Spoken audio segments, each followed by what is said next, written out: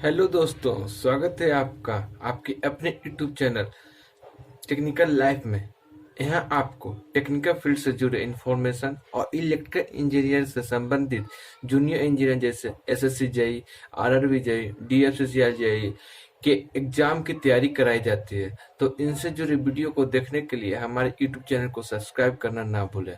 और वीडियो अच्छा लगे तो लाइक, शेयर और कमेंट जरूर करें ताकि हमें इनसे और मोटिवेशन मिल सके। चलिए आज शुरू करते हैं हम लोग बेसिक इलेक्ट्रिकल इंजीनियरिंग के बारे में। बेसिक इलेक्ट्रिकल इंजीनियरिंग में क्या होता है कि यहाँ पे हम लोग पढ़ेंगे कि इलेक्ट्रिक किस तरह से वर्क करता है, इसके कौन कौन से बेसिक पार्ट होते हैं। जैसे कि आपका हो गया करंट, हो गया करंट पर रेजिस्टेंस, हो गया रेजिस्टेंस के बाद हो गया वोल्टेज, हो गया वोल्टेज के बाद आपका हो जाता है पावर, हो जाता है। वो सब किस पे का वर्क करता है। जैसे रेजिस्टेंस आपका किस पर डिपेंड करता है, रेजिस्टिविटी पर डिपेंड करता है, लेंथ पर डिपेंड करता है, क्रॉस सेक्शन एरिया पर डिपेंड करता है, किस पर डिपेंड करता है। हम लोग डिटेल में इसके बारे में पढ़ेंगे। तो चलिए हम लोग शुरू करते हैं। जैसा कि हम लोग जानते हैं कि कोई भी कंपोनेंट होता है वो तीन पार्टिकल से मिलकर बने होते हैं, जिसमें इलेक्ट्रॉन होते हैं, प्रोटॉन होते हैं और न्यूट्रॉन होते हैं। ठीक, अब वो किस तरीके से संरचना होते हैं, किस तरह से उसमें सजा हुआ रहता है, या किसी वस्तु का जो मान होता है जिसका बैलेंस इलेक्ट्रॉन या इलेक्ट्रॉन का है, तो वो बाहरी कक्षा में कितना होता है, आंतरिक कक्षा में कितना होता है, किस प्रकार से होता है, वो हम लोग डिटेल में पढ़ते हैं। तो देखिए यहाँ पे लिखा हुआ है कि ये इस तरह से सजे हुए थे। कोई वस्तु का सबसे जो नाभिक क्षेत्र होता है, नाभिक एरिया, उसमें न्यूट्रॉन और प्रोटॉन दोनों होते हैं। और न्यूट्रॉन प्रोटॉन और फिर इलेक्ट्रॉन जो है वो फ्री होता है, फ्री इलेक्ट्रॉन होता है, जो कि बाहरी एरिया में घूमता हुआ रहता है। जिसमें फर्स्ट लेयर में होता है, इसका एक फॉर्मूला होता है 2n²। 2n² इसका फॉर्मूला होता है। इसमें क्या होता है कि फर्स्ट लेयर में आपका 2 इलेक्ट्रॉन घूमते रहते हैं, सेकंड लेयर में 8 इलेक्ट्रॉन एंड थर्ड लेयर में 18 इलेक्ट्रॉन। इसी प्रकार से फोर्थ इलेक्ट्रॉन 32, इस प्रकार से जाता रहता है। जैसे हम लोग फिफ्थ इलेक्ट्रॉन की बात कर रहे हैं, तो फिफ्थ इलेक्ट्रॉन का हम लोग निकालेंगे, कितना हो जाएगा, 50 इलेक्ट्रॉन हो जाएगा। फिफ्थ यानी फिफ्थ वाले लेयर में 50 इलेक्ट्रॉन होते हैं। अब हम लोग चलते हैं इलेक्ट्रॉन के बारे में कि इलेक्ट्रॉन का डिटेल क्या होता है। इलेक्ट्रॉन का डिटेल क्या रहते हैं। इलेक्ट्रॉन को स्टैब्लिश किया गया था जे थॉमसन द्वारा, जो 1897 में आपका 1897 में आपका स्टैब्लिश किए थे। यह एक निगेटिव चार्ज होता है, ये सब एटॉमिक निगेटिव चार्ज होता है, डेट कैन बी इधर बॉन्ड और फ्री। इसमें ये हमेशा फ्री होता है, ये इधर उधर मूव किया जा सकता है इसको। ठीक, अब चार्ज ऑफ इलेक्ट्रॉन कितना होता है। चार्ज ऑफ इलेक्ट्रॉन किसी का भी होता है माइनस में होता है 1.6 इंटू 10⁻19 कूलम होता है। ठीक, और जहाँ पे यहाँ जो माइनस हो गया वो माइनस इलेक्ट्रॉन निगेटिव साइन के लिए क्यों हो गया, क्योंकि ये निगेटिवली चार्ज है, पॉजिटिवली चार्ज नहीं है। इसका मास ऑफ इलेक्ट्रॉन जो होता है वो होता है 9.11 इंटू 10⁻31 kg। ठीक ना। अब हम लोग चलते हैं, ठीक है, ये मास प्रोटॉन के बारे में पढ़ते हैं। प्रोटॉन किससे करते हैं, प्रोटॉन को एस्टेब्लिश किससे किया था, और फिर कब किया था, प्रोटॉन का मास क्या होता है, प्रोटॉन का चार्ज क्या होता है। तो चलिए देखते हैं। Proton is established bye Goldstein in 1886। Proton का जो खोज किया गया था, स्टैब्लिश किया गया था, वो गोल्डस्टीन के द्वारा किया गया था 1886 में।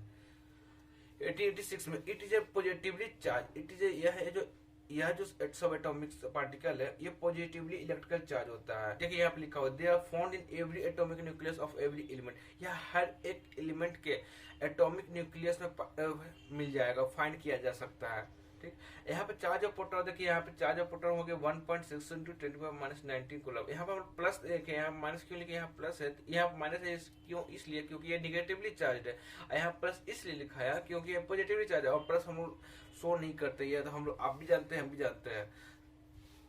मास ऑफ प्रोटॉन क्या होता है। मास ऑफ प्रोटॉन आपका हो जाता है, प्रोटॉन का मास हो जाता है 1.67 इंटू 10⁻27 kg। जैसे कि इसको हम लोग ये सिद्ध किया कर सकते हैं। जैसे ये एक और फॉर्म में होता है कि इट्स वैल्यू, इसका वैल्यू जो होता है ये होता है 1837 times of mass of electron होता है। ठीक, आप इसको निकाल भी सकते हैं आसानी से। अपने जो साइंटिफिक कैलकुलेटर आपका है उस साइंटिफिक कैलकुलेटर द्वारा आप निकाल सकते हैं। जैसे कि हो जाता है क्या कि 1837 time of mass of electron, यानी कि इलेक्ट्रॉन के फॉर्म में इसको तोड़ना है। हम लोग ये मास ऑफ प्रोटॉन लिख सकते हैं, mass of proton equal to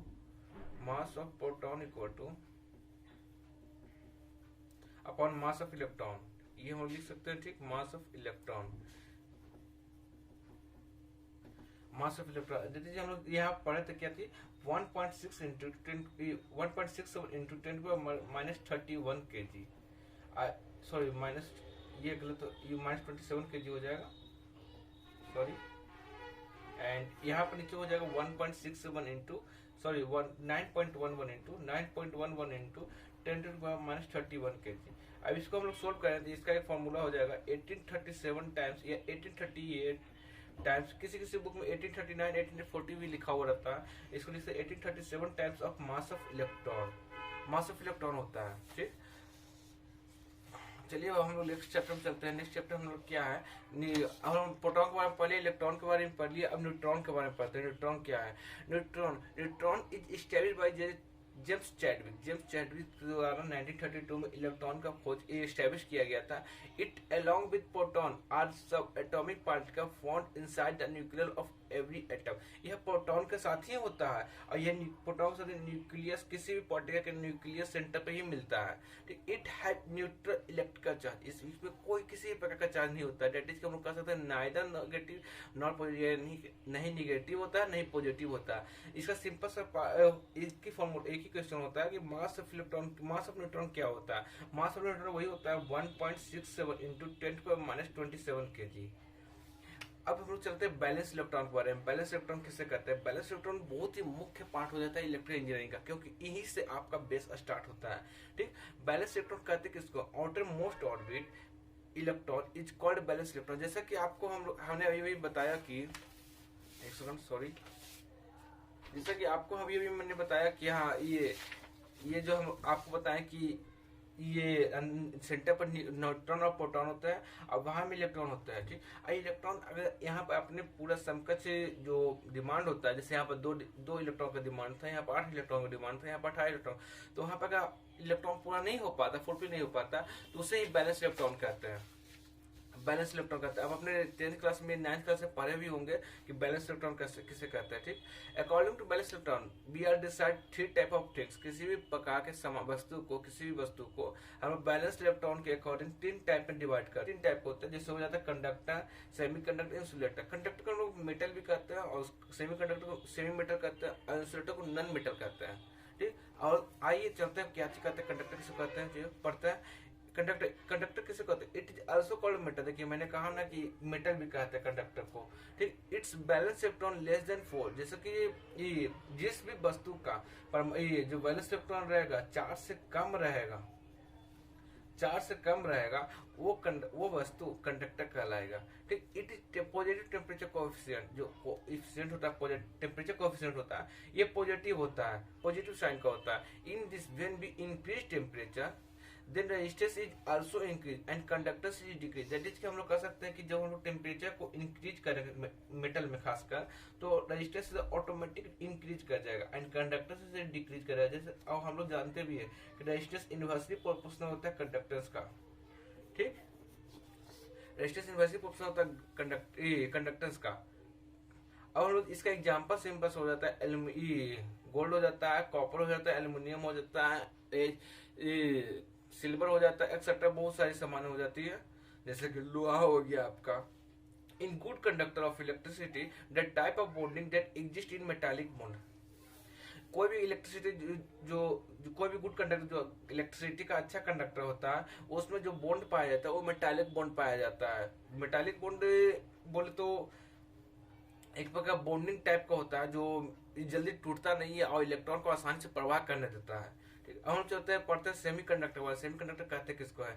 semiconductor it is also called semi metal. देखिए मैंने आपको बताया भी था कि हाँ सेमीकंडक्टर सेमी मेटल भी कहा जाता है। It's valence electron equal to 4, और जो इसका बैलेंस इलेक्ट्रॉन होता है वो 4 के बराबर होता है। देखिए ध्यान दीजिएगा, यहाँ पे यहाँ मेटर का जो बैलेंस इलेक्ट्रॉन होता है 4 से कम होता है और जो सेमीकंडक्टर का होता है 4 के बराबर होता है। It is negative temperature coefficient. यहाँ जो टेम्परेचर कोएफिशिएंट इसका जो होता है वो निगेटिव होता है, माइनस होता है, माइनस में होता है। तो in this when we increase temperature then resistance is decrease and conductance is also increase. इसमें क्या होता है, जब हम लोग टेम्परेचर को इंक्रीज करेंगे, टेम्परेचर को इंक्रीज करते हैं तो रेजिस्टेंस ऑटोमेटिक डिक्रीज कर जाएगी और कंडक्टेंस इंक्रीज कर जाएगी। यहाँ तक आप याद कर लीजिएगा, टेम्परेचर को इंक्रीज कर जाए तो रेजिस्टेंस ऑटोमेटिक डिक्रीज कर जाएगी। ठीक, अब हम लोग चलते हैं कि इसका जो एग्जाम्पल होता है वो क्या क्या होता है। इसका दो एक बेस्ट एग्जाम्पल है इलेक्ट्रिकल इंजीनियरिंग की तरफ से, सिलिकॉन और जर्मेनियम। यह सेमीकंडक्टर का मुख्य पार्ट हो जाता है, सिलिकॉन और जर्मेनियम। इसके बारे में हम लोग पावर इलेक्ट्रॉनिक्स या आगे चल करके बहुत डिटेल हम लोग पढ़ेंगे। इसमें जो सेमी मेटल का जो सबसे अच्छा मेटल होता है सेमी मेटल में, वो उसमें जो बॉन्ड होता है, बॉन्ड पाया जाता है, वो कोवैलेंट बॉन्ड पाया जाता है। ठीक, कोवैलेंट बॉन्ड पाया जाता है। और वो चाहते हैं इंसुलेटर के बारे में। इंसुलेटर किसको कहते हैं? Insulator it is also called non metal और नॉन कंडक्टर। इसको हम लोग नॉन मेटल भी कहते हैं और नॉन कंडक्टर भी कहते हैं। नॉन कंडक्टर मैंने आपको बताया था, नॉन मेटल भी जान लीजिए, नॉन मेटल भी कहा जाता है इसको। It's valence electron greater than 4। इसका जो बैलेंस इलेक्ट्रॉन होता है वो 4 से बड़ा होता है। याद रखिएगा इस बात को कि हाँ, सेमीकंडक्टर में होता है 4 के बराबर, कंडक्टर में होता है 4 से छोटा, और ये इंसुलेटर में होता है 4 से बड़ा। दैट इज सिंपल वर्ड में बोले तो 7 और 8 के अप्रोक्सीमेटली होता है इसका balance electron. It is negative temperature coefficient. ये भी टेम्परेचर कोएफिशिएंट निगेटिव होता है। याद रखिएगा इस बात को कि सिर्फ कंडक्टर है जो पॉजिटिव टेम्परेचर कोएफिशिएंट होता है, और सेमीकंडक्टर और इंसुलेटर है जो निगेटिव टेम्परेचर कोएफिशिएंट होता है, दोनों। ठीक, इसका मतलब सिंपल इसमें क्या हो जाता है कि रेजिस्टेंस टेम्परेचर को इंक्रीज करने पर रेजिस्टेंस ऑटोमेटिक डिक्रीज कर जाएगा, जिस कारण से कंडक्टर से इंक्रीज हो जाती है। ठीक, इसका सिंपल सा एग्जांपल हो जाता है क्या क्या, वुड हो जाता है, जैसे कि लकड़ी हो गया, रबर हो गया, प्लास्टिक हो गया, ग्लास हो गया, एक्सेट्रा हो गया। इन mostly bad conductor of electricity, जो इलेक्ट्रिसिटी का सबसे बैड कंडक्टर होता है, उसमें जो बॉन्डिंग पाया जाता है वो आयनिक बॉन्ड पाया जाता है। जैसे कि इलेक्ट्रिसिटी का सबसे बैड कंडक्टर हो गया पर ये इंसुलेटर हो गया, और उसी में पाया जाता है। इंसुलेटर में आपका क्या क्या हो जाता है, वुड हो जाता है, रबर हो जाता है, प्लास्टिक हो जाता है, ग्लास हो जाता है।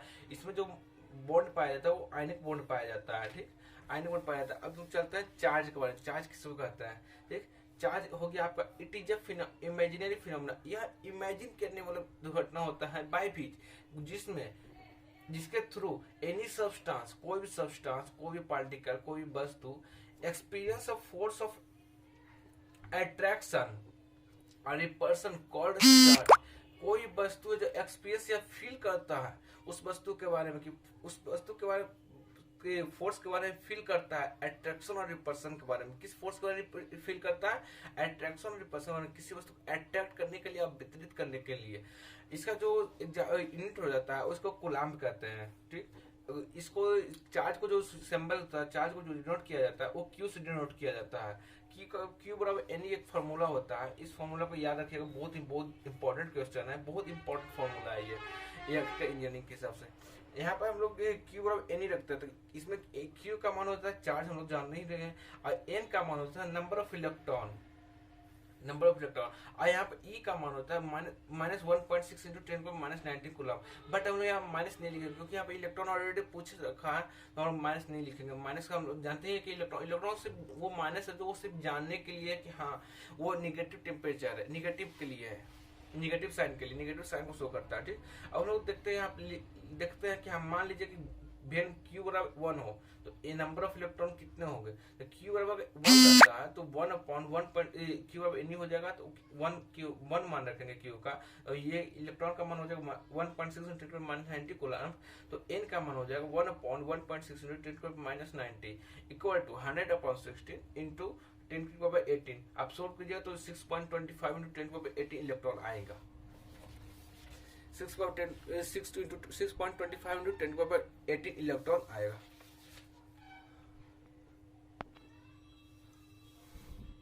अब हम लोग पढ़ेंगे इलेक्ट्रिक करंट के बारे में। करंट यानी इलेक्ट्रिसिटी किसको कहते हैं? इन यानी conductor the rate of flow of charge. इस बात को याद रखिएगा, ये बहुत ही इंपॉर्टेंट फॉर्मूला, इंपॉर्टेंट डिफिनेशन भी होता है, फॉर्मूला भी इसको कहा जा सकता है। Is called electric current. यहाँ पे देखिए the rate of flow of charge लिखा हुआ, यानी कि ये कंफर्म है कि रेट का मतलब होगा कि कंफर्म है कि बट्टा में टी होगा, टाइम होगा, यानी कि इट इज डिनोटेड बाय आई। ठीक, इसको आई से डिनोट किया जाता है। Its unit is ampere. इसका जो यूनिट होता है एम्पियर होता है, जो ऐसा यूनिट होता है ये एम्पियर होता है। ऐसा यूनिट का मतलब हो जाता है पता है क्या जी? सिस्टम ऑफ इंटरनेशनल में जो सिस्टम पत्ती जो स्वीकार किया गया है उसी को ऐसा यूनिट कहता है। ऐसा यूनिट आपको होता है एम्पियर। लेकिन जैसा कि हम आपको बताते हैं rate of flow of charge, यानी कि आई और डी क्यू आई टी भी कह सकते हैं या क्यू आई टी भी कह सकते हैं।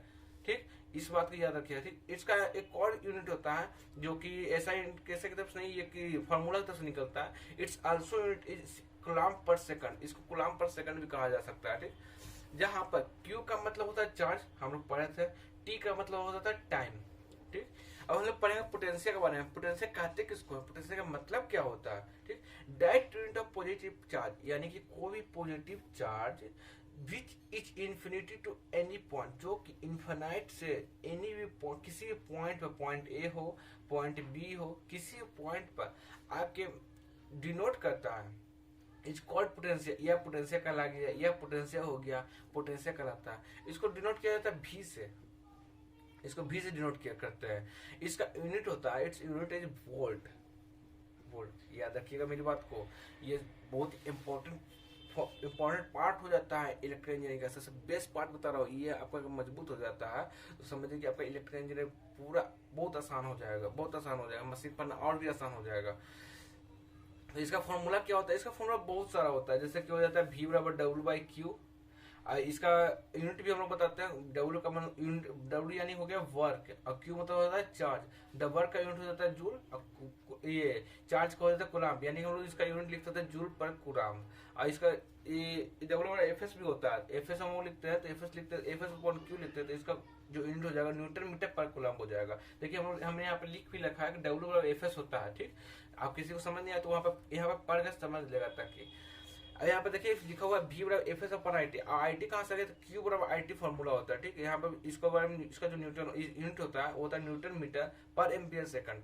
अब हम यहाँ पर देखते हैं कि ये एक और इसके बारे में एक्सप्रेस किया जा सकता है वोल्ट के बारे में, कि एक और यूनिट होता है जूल पर एम्पियर सेकंड, एक और होता है। ठीक, अब हम चाहते हैं EMF के बारे में। EMF कहते हैं किसको, इट इज एन एनर्जी, यह एक प्रकार का एनर्जी होता है, which it gives to each coulomb.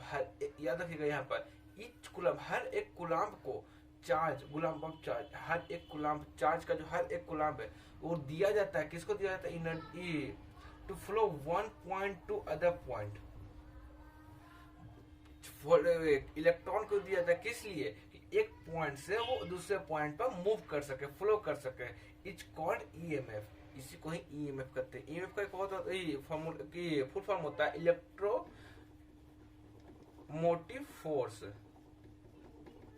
Motive force, sorry यहाँ पास स्पेस नहीं है, मैं नीचे दे देता हूँ, देख लीजिए। इलेक्ट्रो